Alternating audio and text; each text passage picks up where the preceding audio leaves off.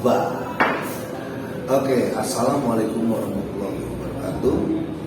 Selamat datang di Ini Sulex, program saya terbaru, YouTube saya, di mana nanti kita akan banyak tentang tamu, di mana ada program-program salah satunya seperti tahu sama tahu.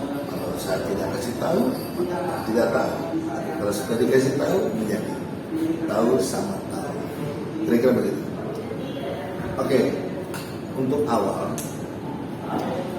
saya akan bercerita kisah saya dari titik awal sampai ke titik sekarang.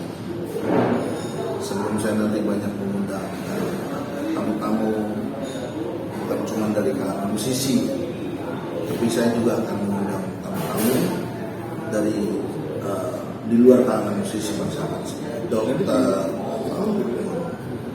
usaha di bidang apapun.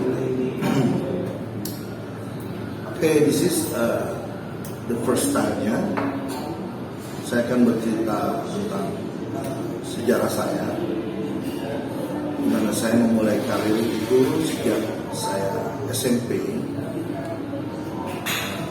SMP itu saya sekeluarga adalah musisi. Kakak saya basis, yang satunya kakak saya juga gitaris, dan nenek saya keyboardis, nenek saya. Nah, sayanya dulu masih drummer. Jadi saya dulu yang menyanyi itu kakak-kakak saya. Seiring berjalannya waktu,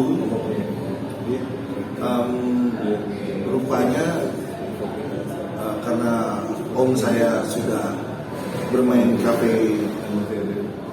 kafe, karena saya suka mengantar om saya, tiba-tiba saya dapat kesempatan bernyanyi. Ternyata penonton suka. Pada akhirnya itu setelah saya SMA ya, kelas 3. Kalau sebelumnya dari SMP saya mau ke sini dengan nenek dan kakak saya, tapi belum bisa mengukir nama. Setelah saya SMA, saya akhirnya dinobatkan menjadi vokalis di sekolah saya, di mana nama bandnya itu Raven 16, artinya remaja penjelajah musik 16 Muhammadiyah. Pada saat itu Muhammadiyah 16 terkenal dengan pemain voli. Jadi Indonesia pemain volinya itu suppliernya dari sekolah saya. Di era itu saya menjadi musisi, dan di sekolah itu saya mendapatkan dispensasi seperti halnya pemain voli. Boleh rambut panjang, boleh kadang-kadang nggak masuk, tetap naik kelas. Ada kenikmatan tersendiri. Di kelas 3 SMA itu saya juga sudah mendapatkan banyak job seperti di Ancol, Taman Ria Monas, seperti di anjungan-anjungan Taman Mini. You know what? Pada saat kelas 3 SMA itu saya dinobatkan untuk recording Dragon Ball versi TV dan versi kaset-kaset pada saat itu. Tapi ternyata yang boomingnya di versi TV ya. Di versi TV yang Anda lihat tahun ke tahun itu dengan bahasa Indonesia itu suara saya. Setelah SMA saya tetap bermain, dapat kesempatan bermain satu hari itu 5 kafe, dari mulai kafe kecil sampai kafe besar. Kafe kecilnya itu dari Monte Carlo Mangga Besar, dulu ada namanya Monte Carlo. Jadi kalau angkatan 90 pasti tahu. Monte Carlo, Today Country, top 10, top 10. Saya bermain tuh show 1 jam. Saya mulai dari jam 8 ke 9, setengah 10, setengah 11, jam 11 ke jam 12, setengah 1 ke setengah 2, sampai ke jam 3 dan ke jam 4. Dulu kan masih agak bebas ya musiknya. Jadi ya saya satu hari bisa 5 kali main. Sekali main shift itu saya dibayar 25.000 satu panggung. Kenapa saya bisa main di 5 panggung? Karena pada saat itu di kelas 3 SMA itu, setiap saya nyumbang lagu dimanapun kafe itu, saya dapat tips gede, bisa 1 juta, bisa 2 juta. Dan saya satu-satunya penyanyi yang membagi hasil tips saya rata. Pada akhirnya hampir semua anak band menawarkan jadwal kepada saya untuk mengisi di tempat mereka bermain. Kalau dulu ada namanya home band, jadi belum seperti band-band kafe sekarang ya. Jadi dulu satu kafe itu pemain bandnya cuma berempat, mereka digaji per bulan. Mereka main tiap hari, cuma satu hari itu. Nah setiap hari itu saya bermain 1 jam, karena saya kasih tipnya rata. Hampir setiap kafe menawarkan saya untuk bermain di sana. Anak-anak bandnya menawarkan saya untuk mengisi. Pada akhirnya saya bisa mengisi 5 kali dalam sehari. Itu saya dulu sampai bisa dibilang waktu saya bermain itu saat saya remaja habis itu buat menyanyi yang ada hasil. Di Mangga Besar setelah saya Dragon Ball, saya mengumpulkan uang segala macam dengan kesuksesan materi ya pastinya. Setelah itu saya mulai ditawarkan gaji bulanan di Cilegon, namanya Today di Cilegon. Nah di Cilegon waktu itu gaji saya 4 juta. Ini tahun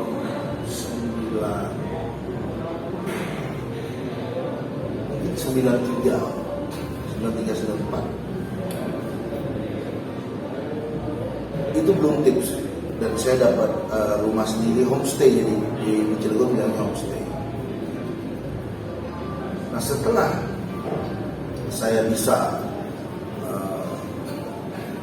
bermain di Cilegon, saya pulang dari Cilegon, saya membentuk band show, di mana budgetnya itu pada saat itu adalah 350 sekali main. Itu budgetnya sama dengan band Filipina pada saat itu. Nah, pada saat itu kehancuran band Filipina sudah mulai digantikan oleh pemain band dari negeri sendiri seperti kami. Setelah itu saya main di Pizzaria, Hilton, di hotel segala macam. Mulailah ada pergerakan band dari daerah, dari Bandung, dari mana-mana itu. Mulai banyak kafe. Di situ mulai Mangga Besar sudah tidak berjalan baik. Mulai ada yang namanya main di selatan. Nah di selatan itu kalau kita sudah main di selatan itu dihormati. Saya bermain di selatan dengan band saya, band show. Di mana saat itu kadang tipsnya memang tidak sebagus seperti di Mangga Besar, tapi budgetnya sudah bagus. Artinya dalam sehari kita pada saat itu bisa main 50.000 satu orang. Pada akhirnya band show ini mulailah saya mencari jadi pemain band long trip, namanya long trip. Saya pertama mau long trip, saya meninggalkan band rekaman saya karena tidak ada pilihan di antara saya harus cari duit atau saya harus karir. Pada saat saya dapat karir, itu pada saat saya sudah menikah. Kalau nggak salah di tahun 96. Jadi saya harus memilih. Pertama saya ke Kalimantan itu di tahun 98 habis kerusuhan. Saya main di Kalimantan. Pertama saya main itu di zona kafe di Kalimantan di Samarinda, namanya zona kafe. Itu satu hari kami bisa dapat tips itu 6-7 juta satu hari. Ada yang ditaruh di voucher duitnya, ada yang dikalungin segala macam lah. Keuangan kita di situ sangat dahsyat. Maju lah. Setelah dari Kalimantan saya jadi berpikir saya lebih baik jadi band long trip, walaupun jauh dari keluarga. Balik ke Jakarta, saya bentuk band lagi. Itu saya masuk ke ada progress band, ada banyak band yang saya masuk. Progress band salah satunya, ada juga apa ya, prospect band, progress band. Tapi dua band ini yang saya menetap lama. Di progress band saya bisa 3 tahun gitu ya. Dengan prospect band saya keliling Indonesia. Itu artinya dari mulai Kalimantan, Surabaya, Medan. Setelah itu baru saya kembali lagi ke Jakarta karena sudah capek kumpulin duit. Saya kembali ke Jakarta. Saya masuk band Voodoo. Tapi di Jakarta saya bergabung dulu dengan Tequila Band. Tequila Band ini pada zaman itu termasuk band besar karena kami main tuh Tequila Band itu main sampai di Hollywood, kita main Fashion Cafe pada saat itu tempat-tempat besar ya, Grand Manhattan, Borobudur. Kita main di tempat-tempat besar dan padat jadwal kita. Saya berpilihan untuk kembali ke karir. Setelah saya capek kumpulin duit, sudah banyak saya kumpulin duit, saya masuk ke Voodoo. Di Voodoo saya dapat kesempatan 4 tahun 2 video klip dari tahun 2004 sampai 2009. Setelah itu dengan Voodoo saya tidak ada macam-macam, saya cuma ada sebuah Voodoo dan solo. Tapi ternyata dengan Voodoo tidak berjalan mulus, artinya tidak booming ya. Di video klip itu juga lagu itu lagu ciptaan saya dan Mr. Hari Budiman. Hari Budiman sebagai produser juga di Voodoo. Setelah di Voodoo, saya membentuk band sendiri, namanya Non-Stop Band. Saya bikin 4 video klip. Di situ tidak booming juga. Itu sampai di tahun 2014. Pada akhirnya saya masih bingung mau apa ya setelah itu. Dulu sudah, saya bikin band sendiri sudah. Lalu saya menikah dengan istri saya yang sekarang, itu yang terakhir, yang keempat. Dia diam-diam mendaftarkan saya di X Factor. Saya tidak tahu saya didaftarkan. Saya tidak tahu konspirasi abang saya juga, tiba-tiba abang saya minta diantarkan ke X Factor untuk ikut ajang X Factor. Saya antar abang saya. Di tengah jalan ternyata istri saya kasih saya nomor pendaftaran, ternyata dia sudah daftarkan online. Saya didaftarkan online. Akhirnya saya dan abang saya masuk ke X Factor. Ternyata yang tembus saya. Dan saya yang tembus. Nah, setelah itu ternyata saya masuk finalis. And here I am now.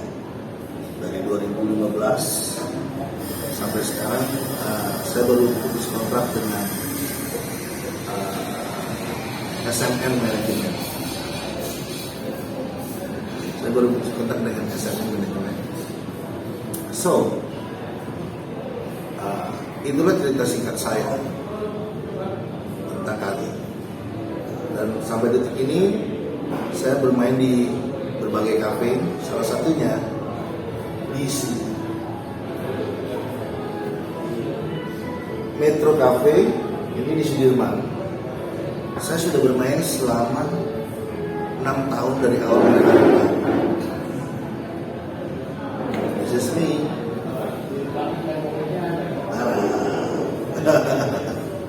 So guys, ada banyak cerita yang tidak bisa saya sampaikan satu persatu. Salah satunya saya bermain di The Bugles Group, itu di Kasbar, The Burst, Double Doors, System Promise. Itu saya main di tempat mereka dengan The Bugles Group. Saya bermain 13 tahun sampai saya diundang oleh IO Belanda. Saya bermain di Belanda, di Langwir. Itu acaranya seperti Woodstock. So, kira-kira sampai di situ dulu sejarah saya ceritakan.